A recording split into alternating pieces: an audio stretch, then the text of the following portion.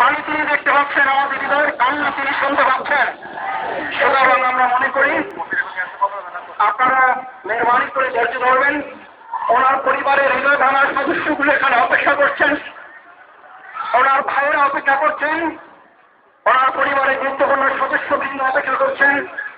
আপনারা মেহরবানি করে ধৈর্যের সাথে শান্তিপূর্ণ পরিবেশ বজায় রেখে আমাদের আইন শৃঙ্খলা রক্ষাকারী বাহিনী যারা আছেন তাদেরকে সার্বিক সহযোগিতা প্রদান আমরা করব এবং সহযোগিতার মাধ্যমে আমরা আজকে হুজুরকে এখানে শান্তিপূর্ণ নির্বিঘ্ন পরিবেশে জানাজা নামাজ সম্পন্ন করার জন্য ব্যবস্থা করে দেব।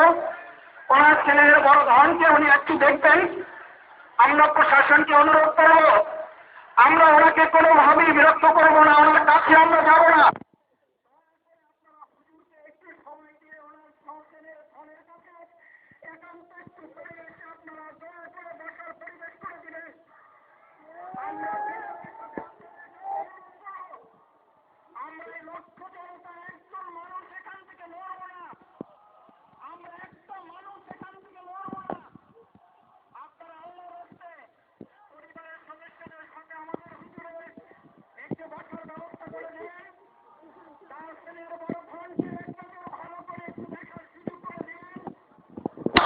আপনারা দয়া করে পরিবারের সদস্যদের সাথে আন্তরিকতাপূর্ণ পরিবেশে আপনারা ওনাকে একটু কথা বলার সুযোগ করে দিবেন।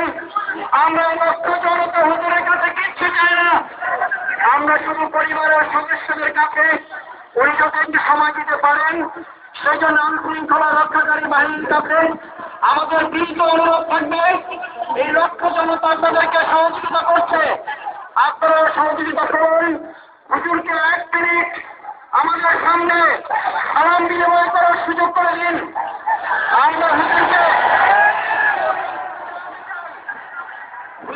একটা সালাম দিলেন, হুজুর একটা সালাম দিলেন, এই লক্ষ মানুষকে একটা সালাম দিলেন। হুজুর শুধু একটা সালাম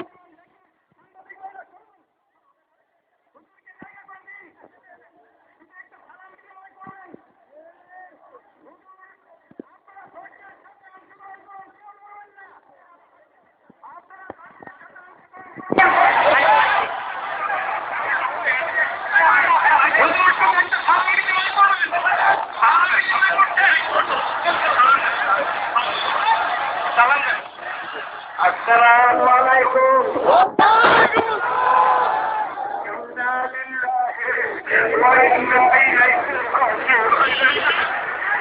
اللهم إني أشكو نفسي وحزني لله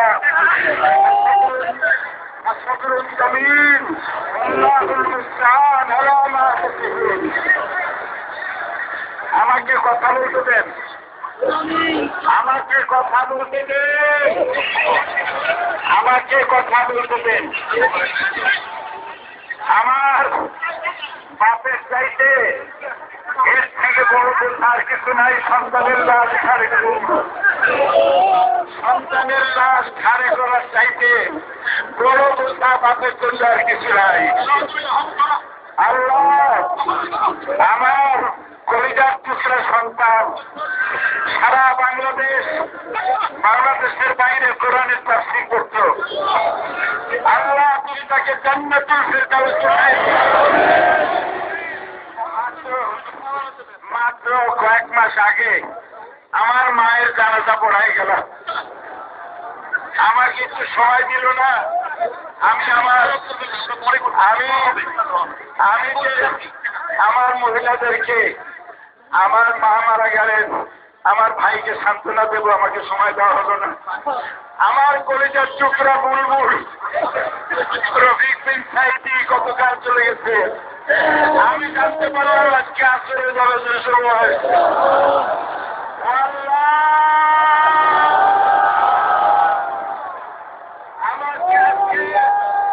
আমাকে কথা বলতে দিন, আমাকে কথা বলতে দিন।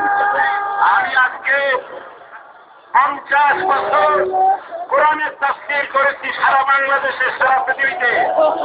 আমাকে বানানো হয়েছে যুদ্ধ বিরোধী, আমাকে বানানো হয়েছে চোর, টাকা হত্যাকারী, দর্শনকারী। আমি আল্লাহর নামে কসম করে বলছি, আল্লাহ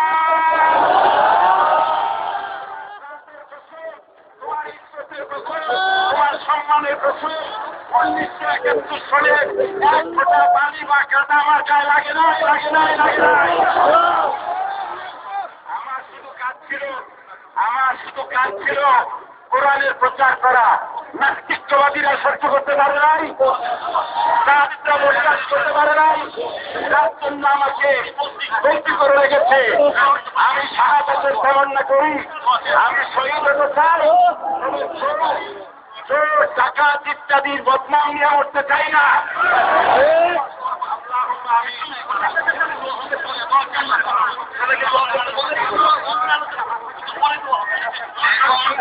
সম্মানিত মুসলিম এখন জানাতে শুরু হবে, আপনারা জানাতে